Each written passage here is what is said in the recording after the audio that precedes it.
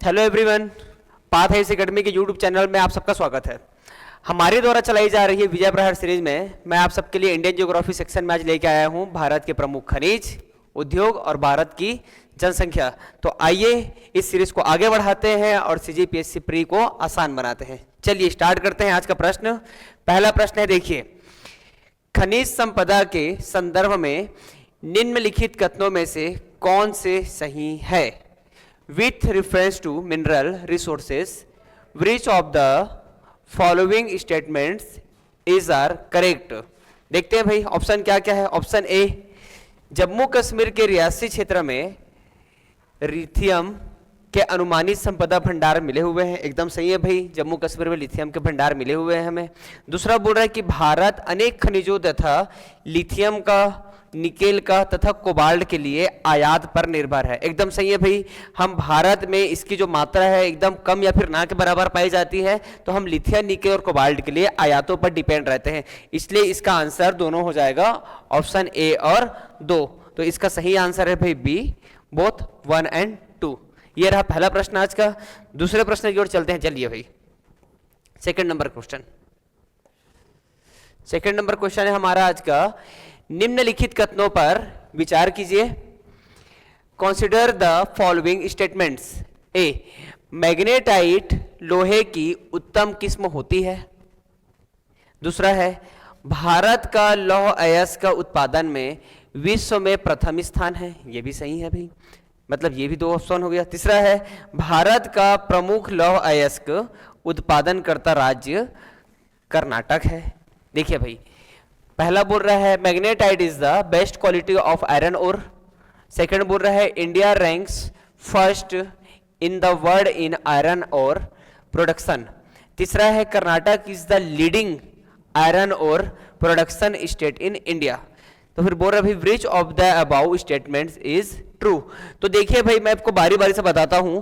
सबसे पहले ध्यान दीजिएगा, जो मैग्नेटाइट है वो लोहे के प्रकार है। अगर हम बात करें लोहे में तो 4 प्रकार के अयस्क होते हैं उसके। एक होता है जो सबसे उच्च होता है, वो होता है मैग्नेटाइट। दूसरा होता है हेमेटाइट। तीसरा होता है सीडेराइट। और चौथा होता है लेमोनाइट। याद रखिएगा, इसमें आयरन की सबसे कम मात्रा इसमें होती है सीडेराइट में, और सर्वाधिक मात्रा लगभग 72% ये होती है मैग्नेटाइट में। तो पहला ऑप्शन एकदम सही है भाई कि मैग्नेटाइट लोहे की उत्तम किस्म होती है, एकदम सही है। दूसरा क्वेश्चन देखिए भाई, दूसरा ऑप्शन बोल रहा है भारत का लौह अयस्क का उत्पादन में विश्व में प्रथम स्थान है, जो कि गलत है। लोहे के उत्पादन में चीन पहले नंबर पे, ना कि भारत पहले नंबर, भारत का स्थान दूसरा आता है। क्लियर है।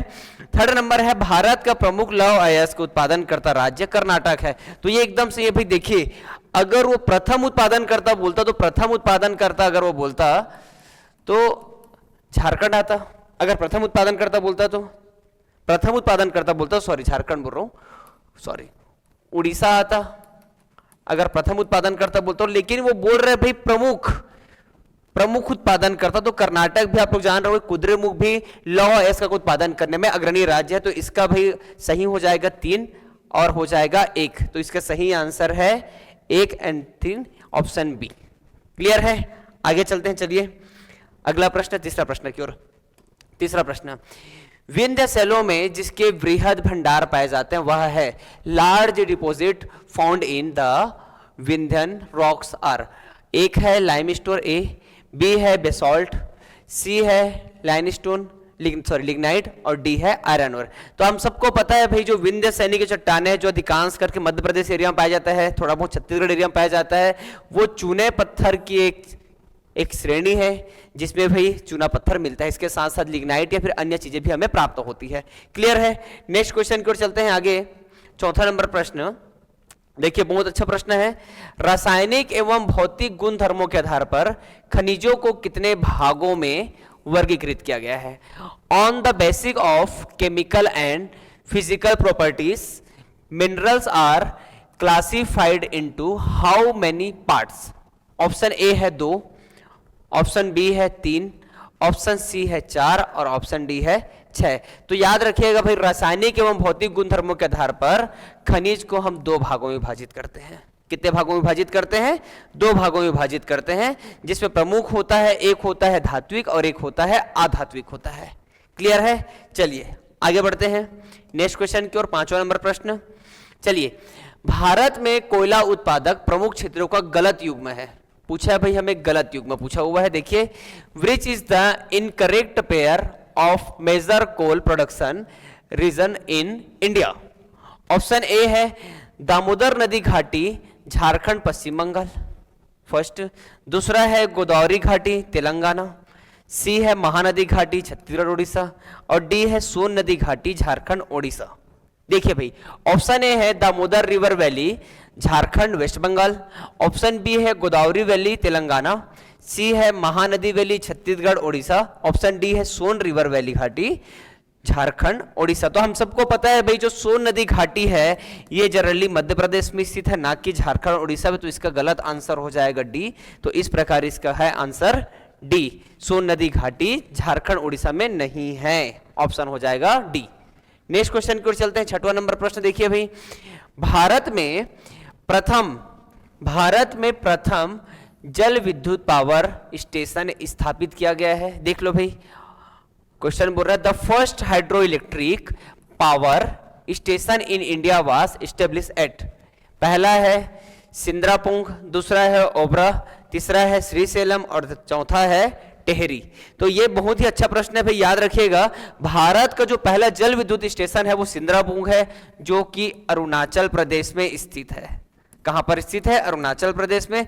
भारत की जो दूसरी जल विद्युत परियोजना है, जल विद्युत परियोजना, उसका नाम है भाई शिव समुद्रम।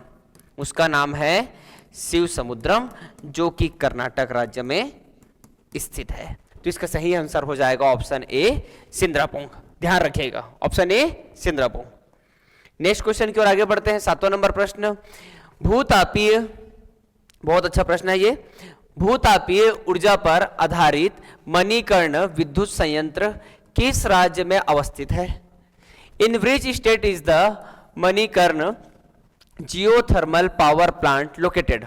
ऑप्शन ए है अरुणाचल प्रदेश, ऑप्शन बी है Jammu and Kashmir, option C है हिमाचल प्रदेश और ऑप्शन डी है उत्तराखंड। तो याद रखिएगा भाई, जो मणिकर्ण स्थित है वो हिमाचल प्रदेश में स्थित है, जो गर्म पानी का, या फिर हम जिसको हम लोग बोलते हैं भी जियोथर्मल एनर्जी, या फिर हम बोलते हैं उसको भूतापीय एनर्जी, उसके लिए प्रसिद्ध है। सबसे पहली बात कि भूतापीय एनर्जी क्या होता है, हमें पता है कि भाई पृथ्वी के अंदर गर्म लावा है, उन गर्म लावा से भाई जो धुआं निकलता है, जो गैसेस निकलती है, वही विद्युत एनर्जी का एक स्रोत होता है, जिसको हम भूतापीय एनर्जी के नाम से जानते हैं। इसमें से मणिकर्ण स्थित है हिमाचल प्रदेश में, एक है भाई सोहना करके जगह है जो भूतापी का स्थल है, ये स्थित है, याद रखिएगा, हरियाणा में। एक है पूगा घाटी, पूगा घाटी स्थित है आपका लद्दाख में। छत्तीसगढ़ में स्थित है जिसका नाम है भाई ताता पानी, ये भी भूतापी एनर्जी के लिए प्रसिद्ध है, छत्तीसगढ़ का ताता पानी। और एक है खम्बान या खम्मन बोलते हैं इसको, खम्मन, ये है आंध्र प्रदेश में। तो ये भूतापीय एनर्जी के कुछ महत्वपूर्ण जगह हैं जिन्हें ध्यान से याद रखिएगा। नेक्स्ट क्वेश्चन की ओर आगे बढ़ते हैं। देखिए भाई, पवन ऊर्जा के संदर्भ में निम्नलिखित कथनों पर विचार कीजिए। Consider the following statement regarding wind energy. Option A, राष्ट्रीय पवन ऊर्जा संस्थान की स्थापना हैदराबाद में की गई है, ऑप्शन ए। ऑप्शन 2 है गुजरात के कच्छ क्षेत्र में एशिया की सबसे बड़ी पवन ऊर्जा परियोजना स्थापित की गई है। देखिए भाई, तीसरा है भारत में सर्वाधिक पवन ऊर्जा का उत्पादन मध्य प्रदेश में होता है। आइए देखते हैं। The national institute of wind energy has been established in Hyderabad. Second बोल रहा है Asia's largest wind energy project has been established in the Kutch region of Gujarat. तीसरा बोल रहा है Madhya Pradesh has the highest wind energy production in India. तो याद रखिएगा भाई, राष्ट्रीय पवन ऊर्जा संस्थान हैदराबाद में नहीं है, यह स्थित है तमिलनाडु में स्थित है।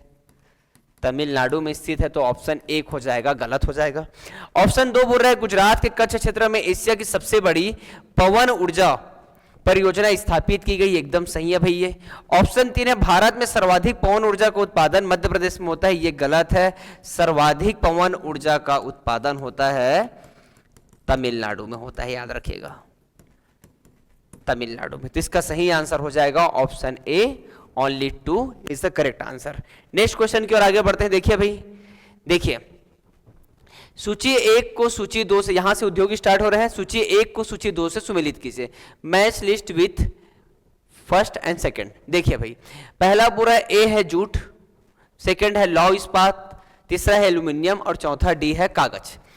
एक है ए कुल्टी, दूसरा रिसरा, तीसरा है श्री रामपुर और चौथा है जेके नगर।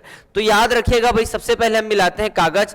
तो कागज उद्योग के लिए, कागज उद्योग के लिए जो फेमस रहा है वो रहा है भाई, याद रखना, कागज के लिए वो है श्री रामपुर। तो कागज हो जाएगा आपका श्री रामपुर, श्री रामपुर।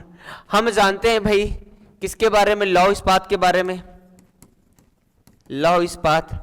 तो लौह इस्पात के लिए भी प्रसिद्ध है भाई आप लोग को कुल्टी, जिसका वर्तमान नाम आप लोग जानते हो जमशेदपुर। जमशेदपुर ये लगभग 1907 में बना हुआ था। ठीक है, अब क्या बच जाता है, देखिए भाई, तो कागज का क्या है हमारा, डी का आंसर हो जाएगा, क्या हो जाएगा आपका, डी का आंसर हो जाएगा 3। तो डी में देखिए 3, ये मतलब ये और ये तो हो नहीं सकता। फिर क्या देखिए हम लोग भाई, लौह इस्पात में कुल्टी, तो बी का हो जाएगा 1, तो बी का 1 क्या है, ये, तो इसका आंसर हो जाएगा डी। ठीक है, चलिए भाई नेक्स्ट क्वेश्चन की ओर आगे बढ़ते हैं हम लोग। नेक्स्ट क्वेश्चन देखिए, 10वां नंबर प्रश्न। देखिए भाई, एनटीपीसी की सिंगरौली स्थित इकाई के संदर्भ में निम्नलिखित में से कौन से कथन सही है, पूछ रहा है भाई। With reference to NTPC Singrauli unit with of the following statement is correct. तो ऑप्शन ए है, it is located in the northern part of Chhattisgarh, जो कि गलत है भाई, सिंगरौली स्थित है आपका यूपी में। ठीक है, दूसरा बोल रहा है, सॉरी, सिंगरौली स्थित है आपका एमपी में स्थित है। ठीक है, दूसरा बोल रहा है it is the oldest unit of NTPC, ये एकदम सही है। देख लो भाई, या छत्तीसगढ़ राज्य के उत्तरी भाग में स्थित है, गलत है। या एनटीपीसी की सबसे पुरानी इकाई है, एकदम सही है। तो इसका सही आंसर हो जाएगा ओनली 2, ऑप्शन बी। ठीक है, नेक्स्ट क्वेश्चन की ओर आगे बढ़ते हैं।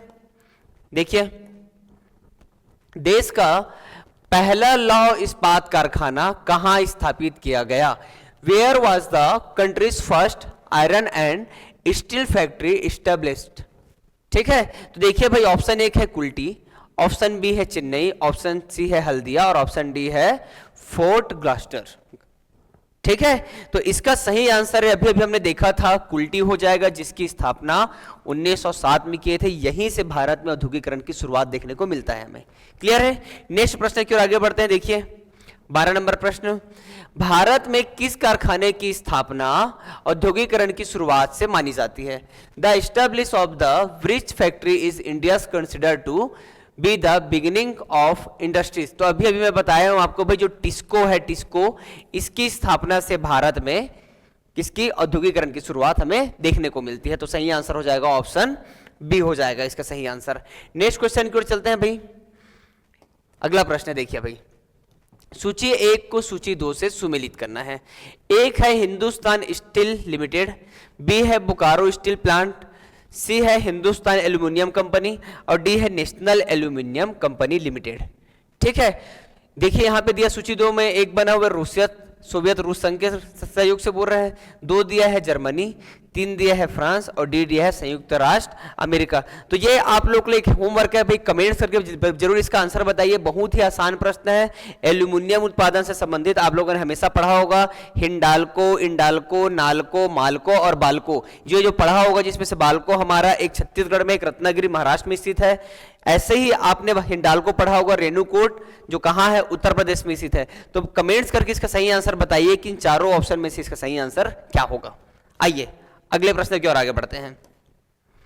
14 नंबर प्रश्न देखिए भाई, नांगल, सिंदरी और भटिंडा नगर किस उद्योग के लिए प्रसिद्ध है। देखिए भाई, Nangal, Sindri and Bhatinda cities are famous of bridge industry.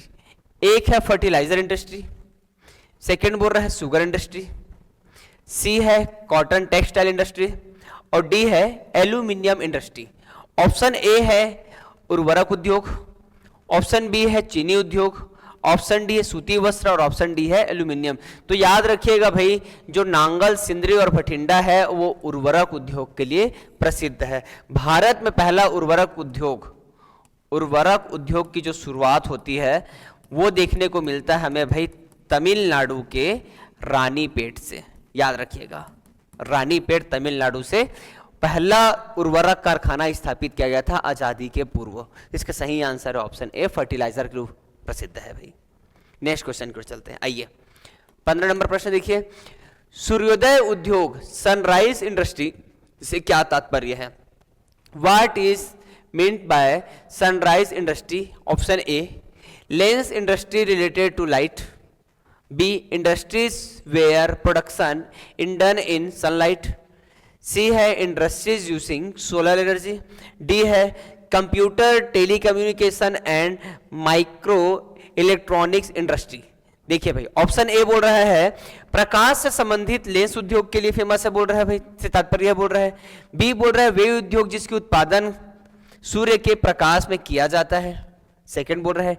सी बोल रहा है वे उद्योग जिनमें सौर ऊर्जा का उपयोग किया जाता है, सी। और डी बोल रहा है कंप्यूटर, दूरसंचार तथा माइक्रो इलेक्ट्रॉनिक उद्योग से संबंधित है क्या? सूर्योदय उद्योग। तो याद रखिएगा भाई, सूर्योदय उद्योग किसे कहते हैं?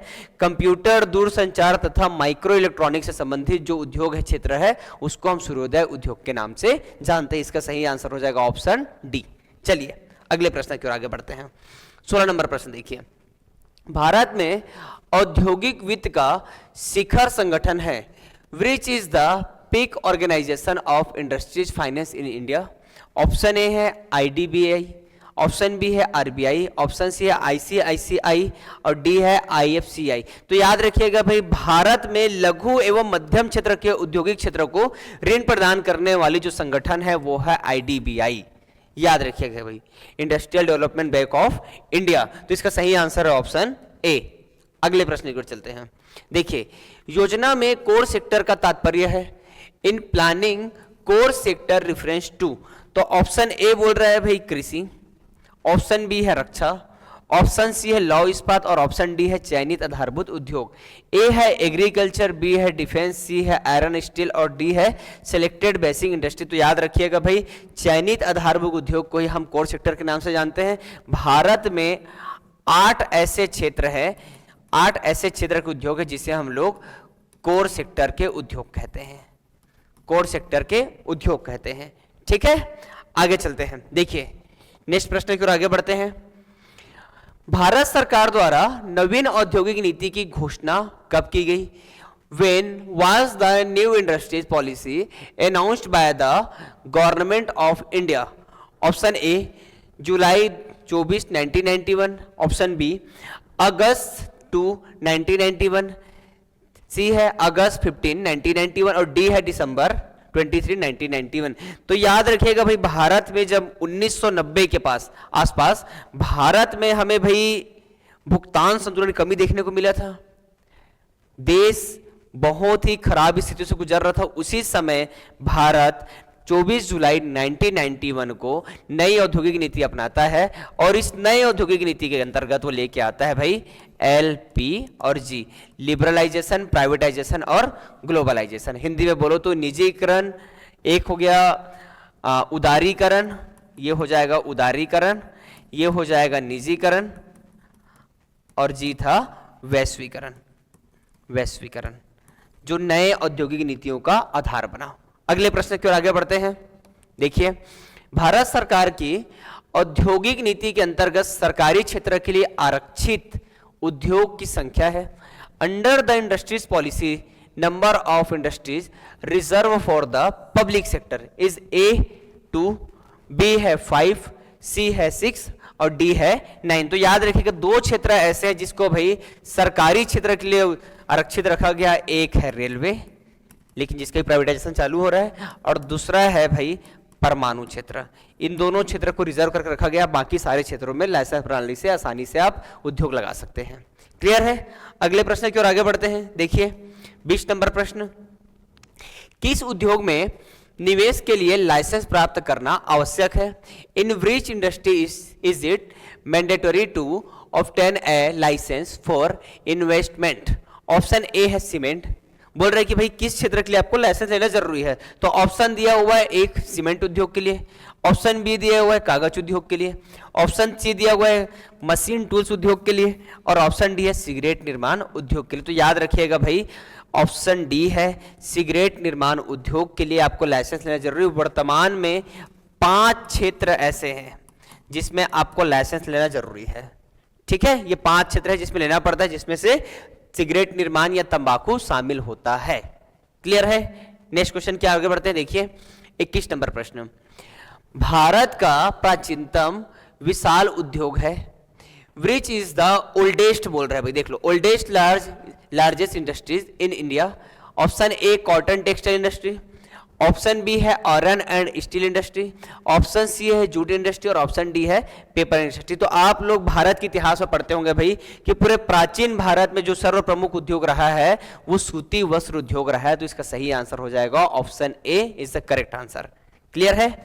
चलिए अगले प्रश्न की ओर आगे बढ़ते हैं। 22 नंबर प्रश्न देखिए, steel authority of India limited SAIL, steel authority of India limited SAIL की स्थापना कब हुई? When was the Steel Authority of India Limited Cell established? याद रखिएगा भारत के तटीय क्षेत्रों को छोड़कर बाकी जो शहरों में स्थित है या नगरों में स्थित है जितने भी स्टील कारखाने वो इसी सेल के अंतर्गत काम करते हैं। इसकी स्थापना लॉ वेस्ट कंपनियों को देखने के लिए 1973 में की गई है, याद रखिएगा भाई। चलिए अगले प्रश्न की ओर आगे बढ़ते हैं। 23 नंबर प्रश्न, ये जनगणना से रिलेटेड प्रश्न है जो बहुत ही इंपॉर्टेंट है एग्जाम की दृष्टि से। देखिए इसको भाई। पहला प्रश्न, भारत में पहली बार एक संपूर्ण जनगणना कब की गई? When was the first complete census conducted in India? तो याद रखिएगा भाई भारत में संपूर्ण बोला, देखो पहली बोलता तो उसका आंसर 1872 होता, लेकिन संपूर्ण और व्यवस्थित जनगणना की जो शुरुआत होती है वो 1881 से स्टार्ट होती है, याद रखिएगा 1881 से। अगर हम जनगणना के कुछ इतिहास को देखें तो सबसे पहले जो प्राचीन भारत में जो जनगणना हुई थी, प्राचीन भारत में जनगणना, तो उसके साक्ष्य हमें मिलते हैं भाई कौटिल्य की जो रचना है, कौटिल्य का रचना अर्थशास्त्र से मिलता है, जिसमें जनगणना को बताया गया है कि भाई उस समय जनगणना क्या थी। अगर हम आगे चलते हैं भाई, इसको अगर आगे जाके देखें, अगर इसको वर्तमान समय से देखें तो अंग्रेजों के द्वारा 1872 में पहली बार जनगणना शुरुआत कराया गया था, लेकिन इसको व्यवस्थित करवाया गया 1881 में, इसको व्यवस्थित कराया गया। प्रत्येक 10 वर्ष में जनगणना कराई जाती है। 2010-2011 में जनगणना हुई थी, एक जनगणना अभी हो चुकी है जिसके डाटे अभी तक प्रकाशित नहीं किए गए, लेकिन जल्द ही उसके डाटे प्रकाशित किए जाएंगे। क्लियर है? चलिए आगे बढ़ते हैं। 24 नंबर का प्रश्न देखिए, भारत में सबसे अधिक जनसंख्या किस राज्य में मिलती है? Which state has the highest population in India? Option A Madhya Pradesh, option B है उत्तर प्रदेश, ऑप्शन सी है वेस्ट बंगाल, और ऑप्शन डी है बिहार। देखिए भाई, तो याद रखिए सर्वाधिक जो जनसंख्या है वो हमें उत्तर प्रदेश में मिलता है भाई। भारत में जो सबसे ज्यादा जनसंख्या है वो कहां पाई जाती है? हमें उत्तर प्रदेश में पाई जाती है। इसका सही आंसर हो जाएगा ऑप्शन बी। क्लियर है? चलिए 25 नंबर का प्रश्न देखिए, जनगणना 2011 के अंतिम आंकड़ों के अनुसार भारत में महिलाओं की साक्षरता दर है। According to the final figures of census 2011, the literacy rate of womens in India. Option A है 65.46%, ऑप्शन बी है 43.1%, ऑप्शन सी है 54.6% और ऑप्शन डी 51.1%। तो याद रखिएगा भाई, जो भारत की जो जनगणना है उसमें महिला जो साक्षरता है वो 65.46% हमें देखने को मिलती है। क्लियर है? कितनी परसेंट है? 65.46% महिला साक्षरता दर भारत में स्थित है। क्लियर है? आगे बढ़ते हैं। देखिए भाई अगला प्रश्न है 26 नंबर, निम्नलिखित में से जनसंख्या इतिहास में महान विभाजक वर्ष कहा जाता है? Which of the following is called the year of great divide in demographic history. तो याद रखिएगा 1921 से 1931 का जो दशक है, इस दशक को हम महाविभाजक दशक के रूप में जाना जाता है। ठीक है, लेकिन एक और चीज याद रखिएगा, 1951 को अर्धविभाजक दशक के रूप में जाना जाता है, अर्धविभाजक दशक के रूप में जाना जाता है भाई। तो इसका सही आंसर है ऑप्शन बी 1921। अगले प्रश्न की ओर आगे बढ़ते हैं। 27 नंबर प्रश्न देखिए, जनगणना 2011 भारत की स्वतंत्रता के बाद के किस क्रम की जनसंख्या है? ठीक है, what is the order of the 2011 census is the sequence of censuses conducted after India's independence. ठीक है, भारत के बाद कितने नंबर की जनसंख्या कराई जाती है, ये प्रश्न है भाई, बहुत आसान प्रश्न है, याद रखिएगा। भारत के बाद से 2011 की जो जनसंख्या है, जनगणना है, वो 7वें नंबर की जनगणना है। क्लियर है? देखिए नेक्स्ट क्वेश्चन की ओर आगे बढ़ते हैं। 28 नंबर प्रश्न, निम्नलिखित कथनों पर विचार करें। पहला है, जनगणना वर्ष 2011 के अनुसार भारत का घनत्व 382 वर्ग किलोमीटर है। सेकंड बोल रहा है, जनगणना वर्ष 2011 के अनुसार न्यूनतम जनघनत्व वाले राज्य नागालैंड, सबसे कम बोल रहा है भाई, देख लो, नागालैंड, मणिपुर, त्रिपुरा है। और इसमें से हमें बताना है कि भाई कौन सा असत्य है। ठीक है, देखिए, कंसिडर द फॉलोइंग स्टेटमेंट्स। एक है, according to census 2011 the population density of India is 382 kilometre square kilometre. Second है, according to census 2011 the states with the lowest population density are Nagaland, Manipur and Tripura.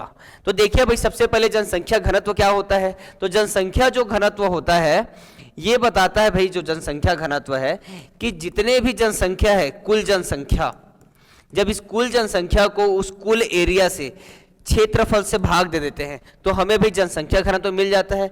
Bharat में सबसे ज्यादा जो जनसंख्या घनत्व, मतलब सबसे ज्यादा हाईएस्ट है, वो स्थित है भाई, अगर हम राज्यों की बात करें तो बिहार में। भारत का जनसंख्या घनत्व 382 एकदम सही है। लेकिन जो न्यूनतम जन घनत्व वाले राज्य है, उसमें नागालैंड, मणिपुर, त्रिपुरा, ये गलत है, क्योंकि सबसे कम वाला है अरुणाचल प्रदेश। अरुणाचल प्रदेश। तो सही आंसर हो जाएगा only two, option B correct answer है। नेक्स्ट प्रश्न की ओर आगे बढ़ते हैं। देखिए, लिंगानुपात का क्या अर्थ है?